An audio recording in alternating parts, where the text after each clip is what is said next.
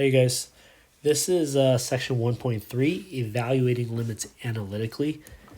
Here's your FLT. Go ahead and write that down. Pause before I move on. Okay, so the big idea here is you guys now know what a limit is. You know how to find it graphically and numerically. Okay, the third hat that you guys are wearing. Okay, so we had graphical, numerical. The last one is analytical. Okay, so which is basically algebraically. So how do we find limits the algebraic way, right? So before I do that, go ahead and remind yourself. Okay, try not to look back in your previous notes yet, but what I want you to do while you pause is to write down the 4 lines for what a limit is. Okay, pause there. Okay, so remember it's the y value as, don't say it, as x gets arbitrarily close to a on either side.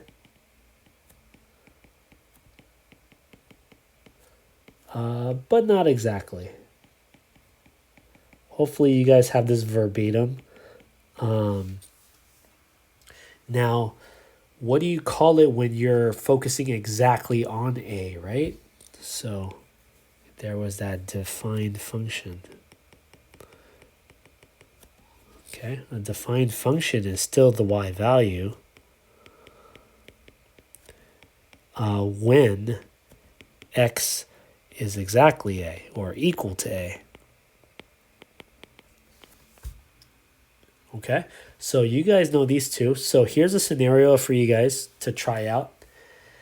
I want you to go ahead and just quickly sketch a graph. Nothing fancy, okay? So here's your x and y axis.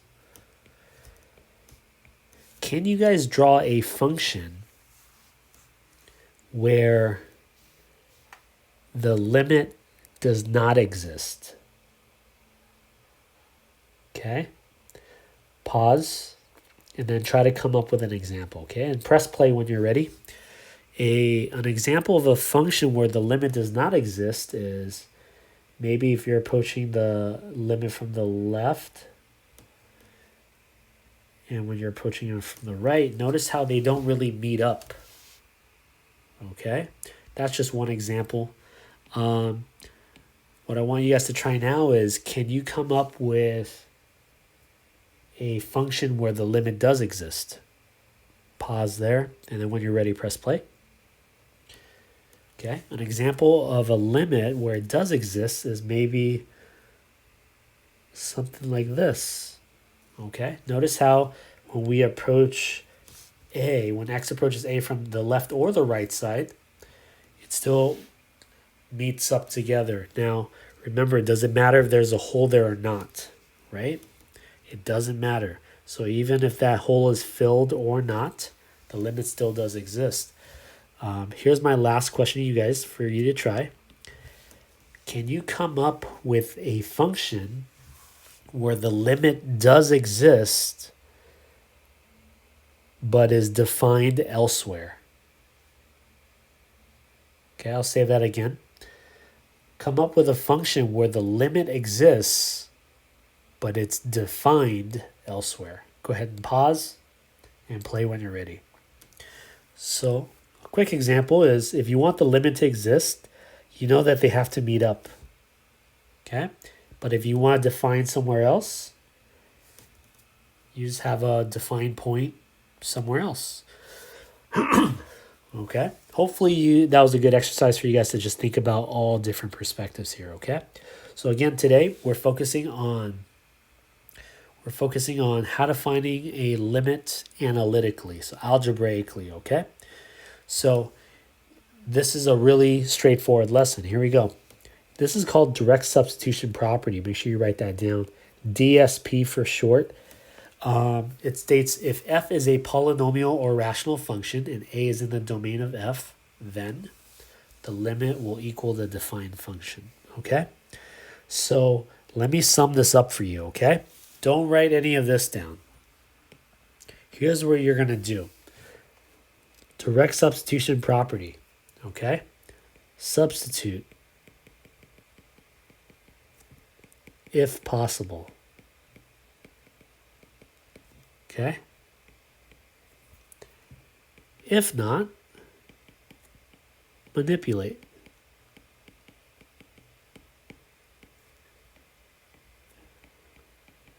Repeat. Okay? So basically what you're going to do is you're going to substitute if it's possible, and if it's not, you have to manipulate. And then you repeat that process over and over, okay? It'll make a lot more sense once we actually do it. Now, substitute, I use the phrase plug and chug, so make sure that you guys understand that that's just the same thing. Plug and chug, okay? Okay, so here we go. Here's example 1. Go ahead and write this down. Pause, play when you're ready. So here's part A. Okay, we need to find the limit of x squared minus x plus 2 as x approaches 2. Make sure you guys know how to say it, because later on throughout the semester you will be making a lot of videos where I do critique you on your articulation, how you use your academic language, okay? Okay, so here is the limit of x squared minus x plus 2 as x approaches 2. So we're going to go ahead and use the direct substitution property. So rule of thumb, okay? From now until all the way to June, you guys, anytime you see a limit problem, analytically, what you're going to do is you're going to take that number that you're approaching and you're going to plug it in. 2 squared minus 2 plus 2. Okay? All we did was we replaced every x for that value that we're approaching. Pretty simple enough. 2 squared is 4 minus 2 plus 2. Should give you 4. Okay? Which is what we got in the last lesson numerically, right? Very easy to do. How does it get a little bit complex, right? Here's part B. Write that down.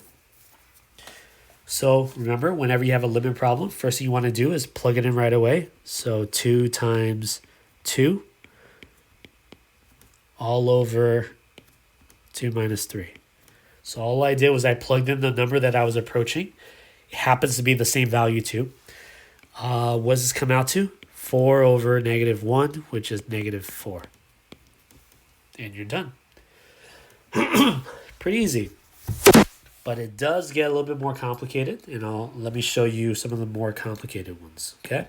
Complicated doesn't mean difficult, just means you have to do a little bit more work, okay? Call this part C. Okay, go ahead and write that down.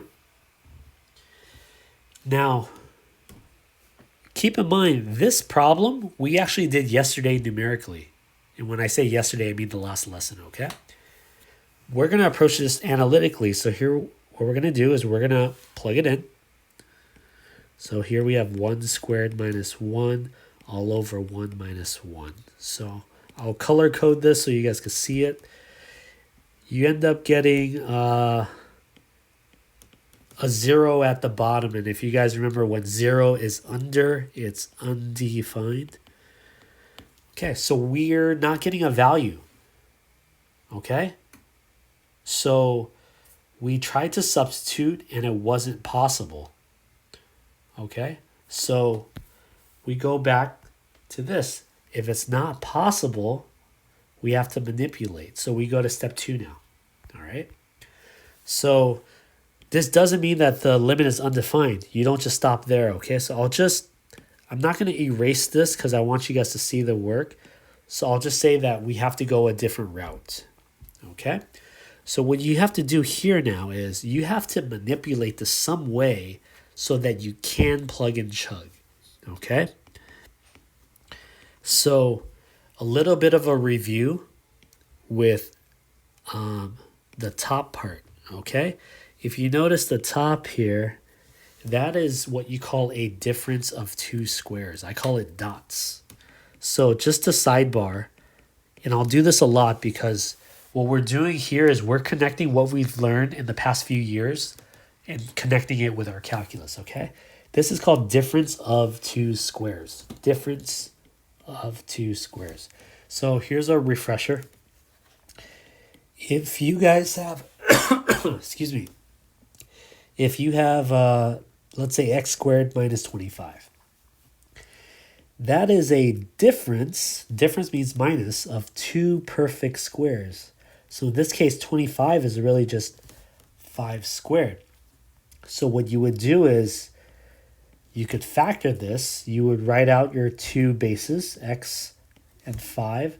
One would be a plus and one would be a minus. That's how you would quickly factor it, okay? Here's one for you guys to try. X squared minus 100. Pause there and factor it. Play when you're ready. Okay? This is x squared minus 10 squared. So I could write that as x plus 10, x minus 10. Okay? So basically what we have up here is really x plus 1, x minus 1. Okay? Why did we do that, right?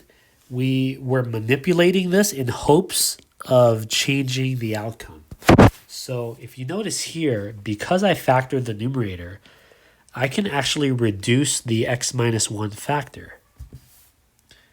Remember, this x minus 1, let me backtrack a little bit. This x minus 1 is what got us into trouble. Because when we plug in 1 here, that's what made this whole thing undefined. So we were trying to figure out a way to get rid of it somehow. Okay? So that's the whole idea of it. Because we have both x minus 1 factors on top and bottom, we can actually reduce it. And now we're left with the limit of x plus 1 as x approaches 1. So according to the direct substitution property, I'll go back. We tried to substitute, it didn't work. We manipulated, and now we try to repeat the process, okay? So now we're going to try to do the same thing. We're going to try to substitute one more time. So if I plug this in, I'm going to get 1 plus 1, which comes out to 2. Anytime you get a numerical answer, you know you're done, okay? And that's it. So remember, plug and chug if possible. If not, we have to manipulate. In this case, we learned how to factor, okay? And oftentimes, it's something quadratic. It's something with a square that allows us to factor it somehow, okay? Here's what it looks like graphically, okay? There's actually a hole. That hole, the fancy term for it is a removable discontinuity. We'll talk about that later. But notice how the limit here does exist. As we get arbitrarily close to 1 on either side, but not exactly, we get a limit of 2. Okay, but finding it analytically or algebraically is a lot easier. Okay, it's a little bit of work though. Okay, here we go. Let's try another one. Here's part D. Go ahead and write that down. Play when you're ready. Okay, here we have a piecewise function. Okay. So I want you guys to really think about this here. They're asking us to find the limit of g of x as x approaches 1. Think about that definition, okay? The limit is the y value as x gets arbitrarily close to a on either side of a, but not exactly a. In this case, it's 1, okay? So a piecewise function has multiple functions under certain conditions. Okay, so pretty much if we're allowing x to be 1, then we will use this bottom function. If x is any number except 1, we will use this top function. Okay? So think about a limit. If we're finding the limit of this, am I using the top function or the bottom function? Okay, play when you're ready. We would be using the top function, okay? Because the top function is when we get arbitrarily close to 1, but not exactly 1. We couldn't use this bottom function here because this is what happens when x is exactly 1. That's actually a defined function where it would be written like this, okay? So Again, not a lot to be done. It's just conceptual. So you have to understand that we're actually finding the limit of x plus 1 as x approaches 1. And in this case, we could just use the direct substitution property. You plug in 1 and you should get 2. Okay? Let's keep going.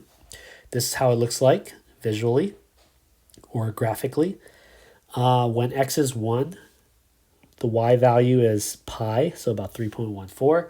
But again, we don't care about what happens exactly at that moment. A limit just means you get arbitrarily close, okay?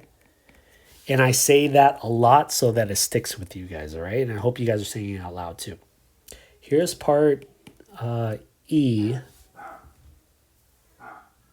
Okay, here we have a limit. So what's our first step, right? First step to finding a limit, analytically, we try to plug it in. So here we go. 3 plus 0 squared minus 9 all over 0. So right there I can just stop because I know this is a red flag right here. Because remember, what happens when you divide by 0? It's undefined, right? So we can't do that. So we can't substitute, so what do? We try to manipulate it, okay? So here, there are multiple ways that you could do it, but I think what most people would do is they would try to expand that, okay? That 3 plus h squared. So let me give you guys a little sidebar here, okay? Okay, that is a perfect square. A plus b squared. You guys have to know how to expand this quickly, okay? What you would do, the trick is you take the first term and you square it. You take the second term and you square it. And then you multiply the two. So a times b is ab. And then you double it, which is 2ab. And then you put in the middle. Okay? So here we go. Here's some practice. X plus 4 squared. Okay? So remember, we square the first, x squared. We square the last, 4 squared is 16. And then we multiply the two. So 4x, and then we double it. 4x times 2 is 8x. Boom. Okay? Here's one more for you to try, but move on if you really don't need it, okay? Try m plus 3 squared. Pause, play when you're ready. You should get m squared plus 6m plus 9. Okay? All right, here we go. So we tried plugging it in. We tried plugging and chugging. It didn't work. So let's go ahead and try to expand that. So here we have the limit as h approaches 0. 3 plus h squared becomes, if you did it right, you should get 9 plus 6h plus h squared. Then we have the minus 9, and then we have the h, okay? Did that help us in any way? Well, I noticed that 9 minus 9 comes out to 0, so I can get rid of that. So now I have the limit. Notice how I'm bringing down the limit until I actually take it, okay? I have the limit of 6h plus h squared all over h as h approaches 0. Here you could approach this two ways, okay? And I'll show you both ways and I'll let you guys decide. You're dividing 6h plus h squared all by h. So if you divide both terms by h, you should get 6 plus 1h left with the limit. You're dividing each of these by h, okay? Now, the other way, let me backtrack real quick. Some people like to see it this way. You could factor out an h at the top. That'll leave us with a 6 plus 1h left all over h. I should bring down my limit. And then from there, I noticed that I could reduce out one of the h's. I'm going to let you guys decide on which way was better for you. But regardless, it comes out to the limit of 6 plus h as h approaches 0. And then we repeat. Okay, we manipulate it, and now we try to plug and chug again, and it works. We actually get 6. Okay. Cool. Here's F. This one is another tactic, okay? So if you notice, again, first step, what do we do, right? And hopefully you guys will say plug it in, plug and chug. So here we go, 0 squared plus 9, radical, minus 3, all over 0 squared. Right away, I could tell that that's a red flag at the bottom. It's going to be undefined there, okay? So I know I can't approach it that way, so I have to manipulate, okay? So here, notice how there's really no difference of two squares. You can't really expand on anything. Here's probably a huge mistake that people make. Some people will naturally try to square root both of these. That does not work. Okay, mathematically it does not work. And I'll show you a very quick example to justify that. The square root of 3 squared plus 4 squared. Okay. Now, if we were to use that trick, some people would think that it's 3 plus 4, which is 7. But remember, 3 squared, let me back up a bit. 3 squared is 9, and 4 squared is 16. 9 and 16 makes 25. That gives us 5. If the trick works, then you should get the same answer, but we don't. So this is not mathematically accurate. We cannot do this, okay? So what we're going to do, this trick here, or this strategy, is called multiplying by the conjugate. Let me make some space for you guys, okay? What you're doing is when you're multiplying by the conjugate, and you learned this back in Algebra 2 or IM3, but don't worry if you don't remember it, because I'm here to refresh your memory, okay? You're creating a difference of two squares, okay? So what we're going to do is we're going to multiply by that exact same thing with the exact two terms, but I am going to switch the signs to make it a difference of two squares, okay? Now, if I multiply by this, I would have to multiply by the bottom because I can't just do whatever I want. I have to maintain the value, okay? That way I'm not changing the value of the problem. What this does, okay? Now, sidebar one more time. If I gave you guys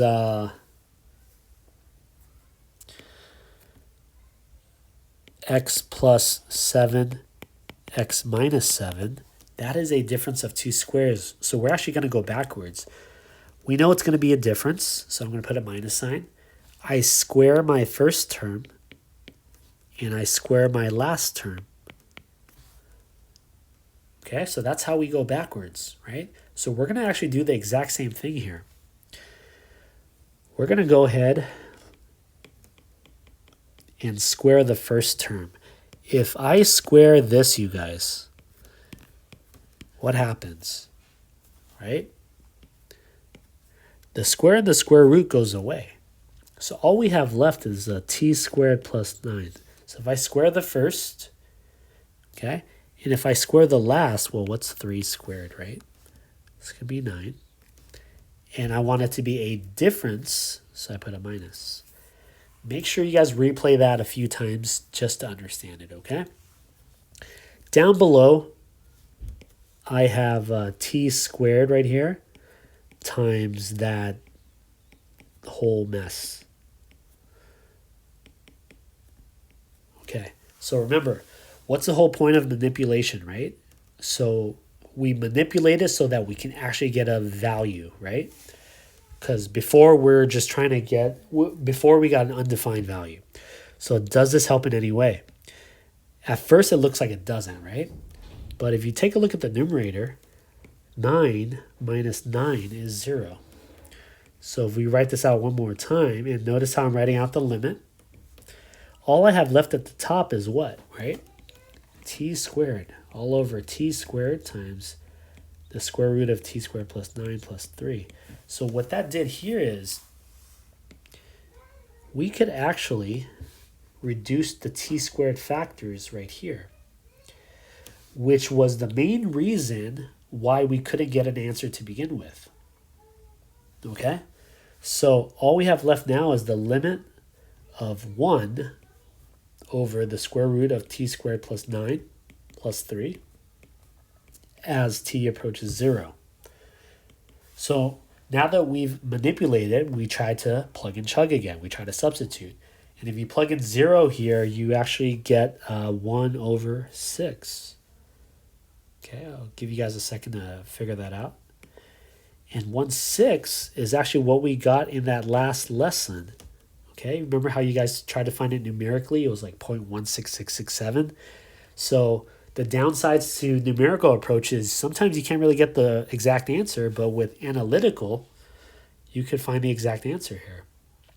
Okay, again, this move is called multiplying by the conjugate, which is basically the same term, but just opposite sign. Okay, cool.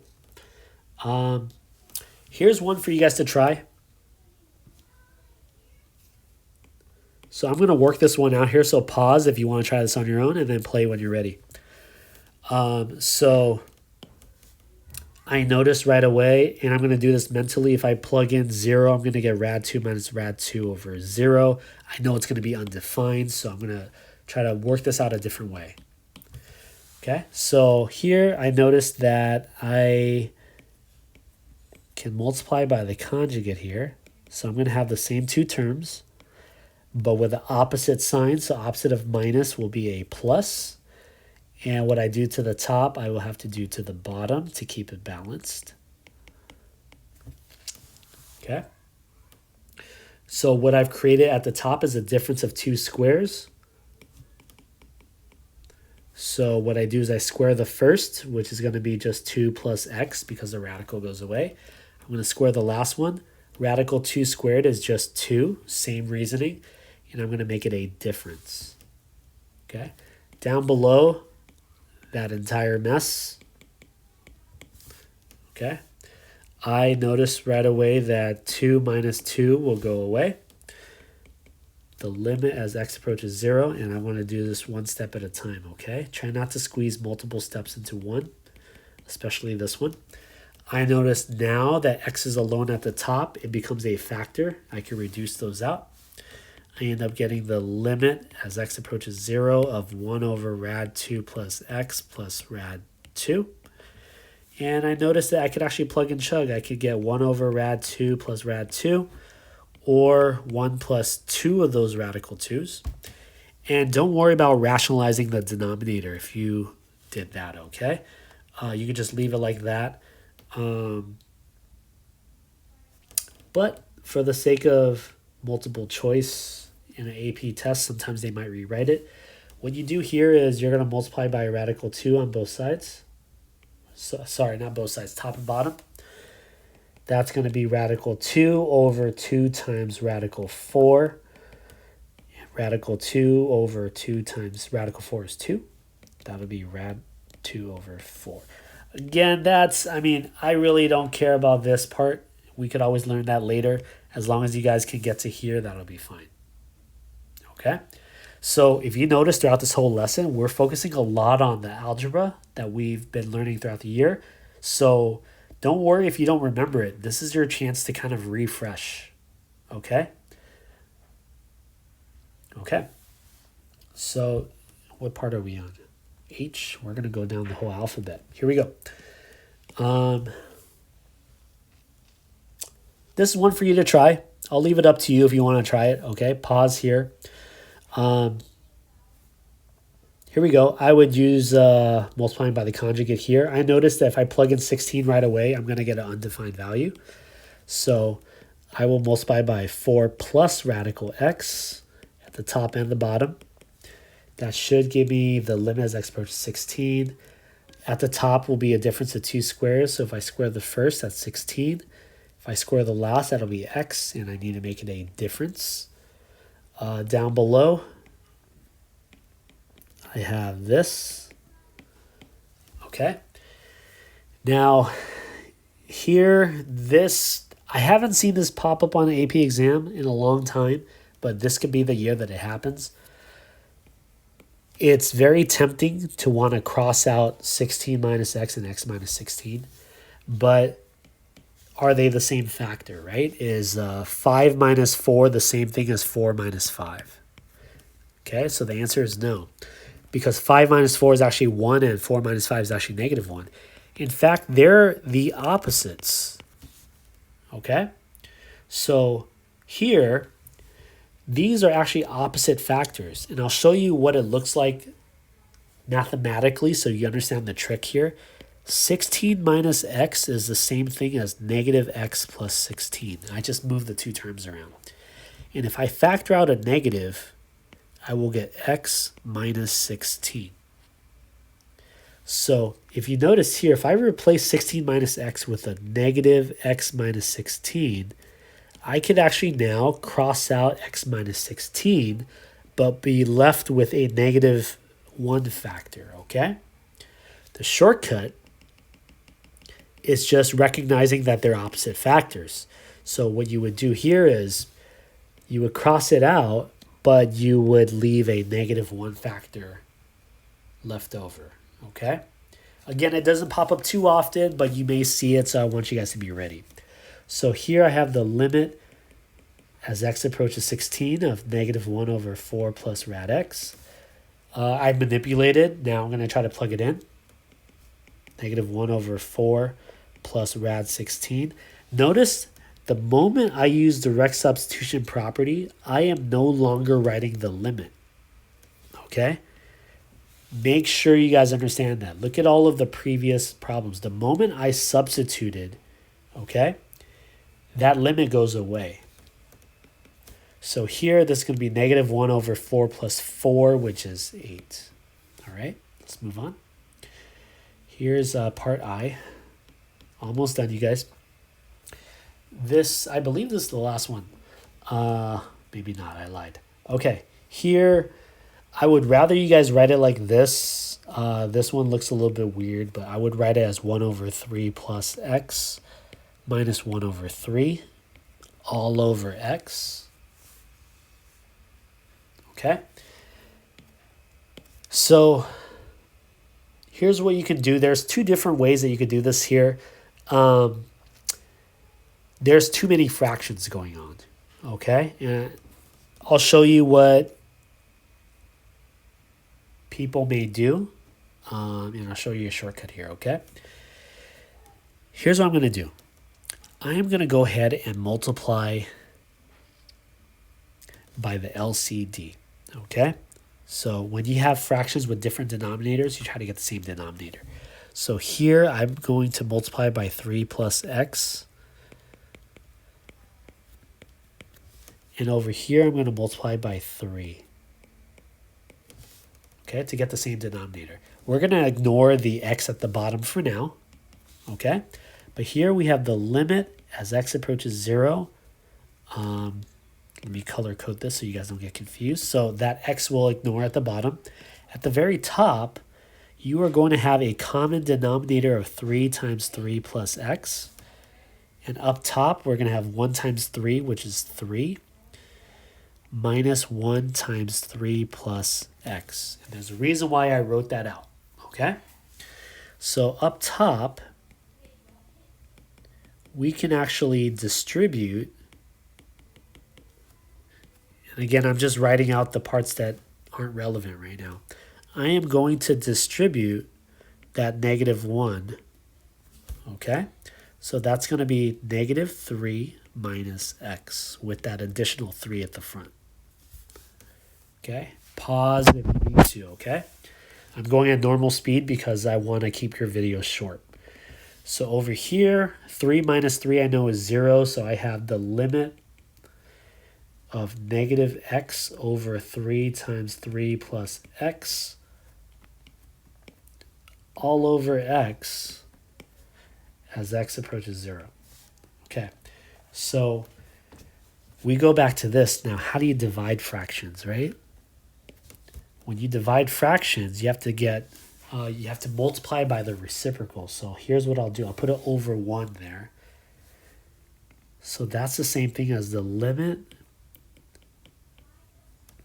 of negative x over 3 times 3 plus x. Okay. So back in middle school, I think they call it KFC, which I hate so much, keep, flip, change. What we're going to do here is we're going to multiply by the reciprocal, which is going to be 1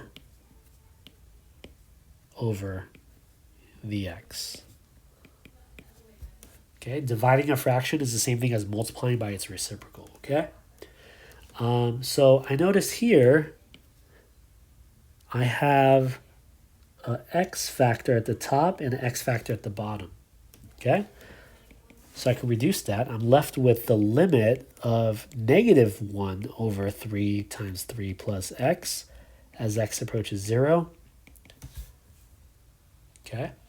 And if you plug it in, you actually get negative 1 over 9. Okay?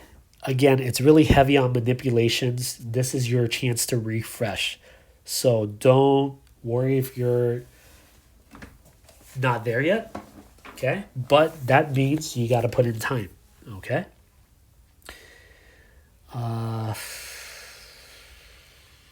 Okay, let's do this one.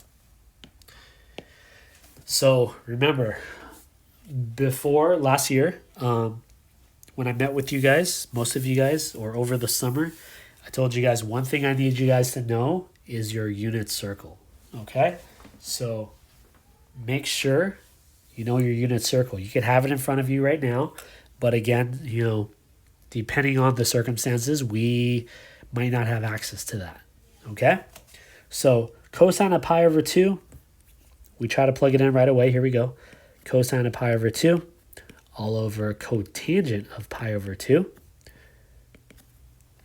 Okay? Cosine of pi over 2 is, now pause, play when you're ready. I know that cosine of 0 is 1, so cosine of pi over 2 is 0. Cotangent of pi over 2 is 0. Okay? Remember that cotangent is cosine over sine. If you have a table, you could use that, but basically this is undefined, right? So let's manipulate. Here we go. We know that cotangent is cosine over sine. So that is the same thing as cosine x over sine x. Okay? And the top we have cosine x.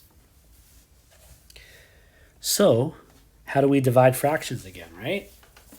We have to manipulate. So it's the same thing as dividing by the multiplying by the reciprocal. So that's cosine x times the reciprocal, which is sine x over cosine x. And we are hoping that we can manipulate. In this case, we could actually reduce out a cosine.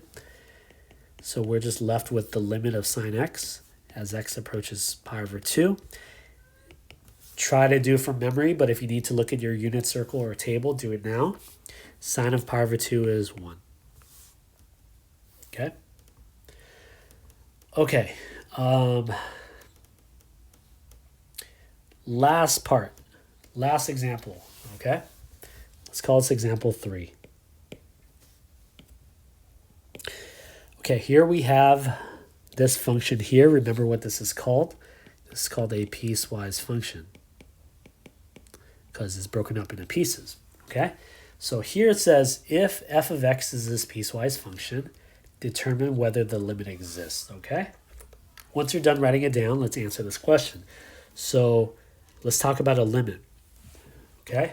So we focus so heavily today on all these tricks, difference of two squares, multiplying by the conjugate, getting common denominators, multiplying by the reciprocal, but don't lose sight of what a limit is, right? So I want you to pause for a second and recite what a limit is. What's the 4 lines, right? Go ahead and do that. So now that you've refreshed, remember that a limit is the y value as x approaches or gets arbitrarily close to a number a on either side, but not exactly, right? So here's the thing. We have to find out what a limit is, But notice how this is broken up. If x is greater than 4 or less than 4. Here, we actually have to find out what happens to the left and to the right. And do you guys remember the notation for that? So if I want to approach it from the left, I would write a little minus symbol, okay? If I want to approach it from the right, I would use a little plus symbol in the superscript, okay? So look, if I want to approach 4 from the left, what's a number that's to the left of 4? I'll draw a number line for you, okay? Pick a number that's to the left of 4, okay? And some of you will say 3. What's another example, right? There's 2, there's 1, there's 0. Basically, all numbers that are what, right? And I'm hoping you guys will say all numbers that are less than 4. Remember, less than looks like a L, okay? So if you're approaching 4 from the left, you're actually playing with the 8 minus 2x function, okay? The limit here, as x approaches 4 from the right, okay? What's an example of a number that's to the right of 4? 5, 6, 7. Basically, any number that's greater than 4. So if you're playing with any number that's greater than 4, you would have to pay attention to that square root function. Okay? Now, limits analytically work the same way whether it's a left or a right limit. You try to plug it in. Okay? So even though you guys see a directional limit here, you're going to try to use the direct substitution property anyways, okay? So first thing we try to do is we try to plug it in. 8 times 2 times 4. Sorry, 8 minus 2 times 4. That comes out to 0, okay? If you plug 4 in here, that'll be the square root of 4 minus 4, which is also 0. So what does that tell us, right? Let's answer the question. Determine whether the limit exists. So what's our conclusion, right? This little dot, dot, dot is a therefore, if you've never seen it before. Therefore, the limit of f of x as x approaches 4. So does it exist? It does, because the left and the right limit comes out to the same value. So we're going to say that the limit of f of x as x approaches 4 is 0. Okay? Here's what it looks like graphically. And it makes sense. As we get closer and closer to 4 on both sides, the y value approaches 0. Okay? So before we conclude this video, remember, we were able to find the limit in 3 different ways numerically, which is pretty much by table, okay? Graphically, which is you just looking at a graph, and analytically, which is fancy for algebraically, okay? So now you guys know exactly what a limit is from all perspectives, okay? That's it. Go ahead and try your homework. Again, make sure you guys are taking notes because that is a part of the assignment as well, okay? Text me if you guys have questions. Meet me in my office hours if you need to, okay? Have a good one.